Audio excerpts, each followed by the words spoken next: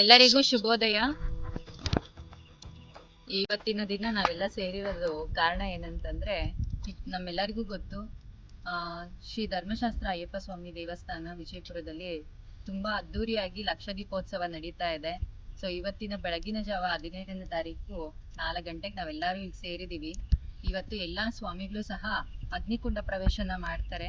So ಅಗ್ನಿಕುಂಡ ಎಲ್ಲ ready ಆಗಿದೆ. ಈಗ 5 ಗಂಟೆಗೆ ಎಲ್ಲಾ ಸ್ವಾಮಿಗಳು ಇಲ್ಲಿ ಸೇರಿ ಅಗ್ನಿಕುಂಡ ಪ್ರವೇಶನ ಮಾಡ್ತಾ ಇದ್ದಾರೆ.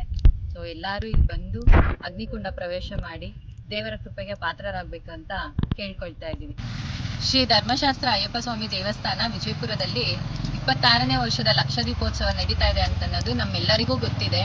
ಸೊ ಇವತ್ತಿನ ಬೆಳಗಿನ ಜಾವ ಅಗ್ನಿಕುಂಡ ಪ್ರವೇಶ ಇದೆಲ್ಲ ಮುಗಿದಾದ್ಮೇಲೆ ಇವತ್ತಿನ ಸಂಜೆ ಕಾರ್ಯಕ್ರಮಗಳು ಸಹ ತುಂಬಾ ಚೆನ್ನಾಗಿ ನಡೀತಿದೆ.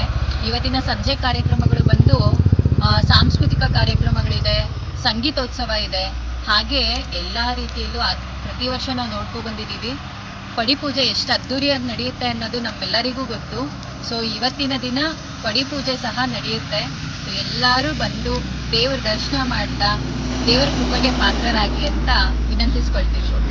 ಸ್ವಾಮಿಯೇ ಶರಣಮಯ್ಯಪ್ಪ. ಅಯ್ಯಪ್ಪ ಅಯ್ಯಪ್ಪ ಅಯ್ಯಪ್ಪ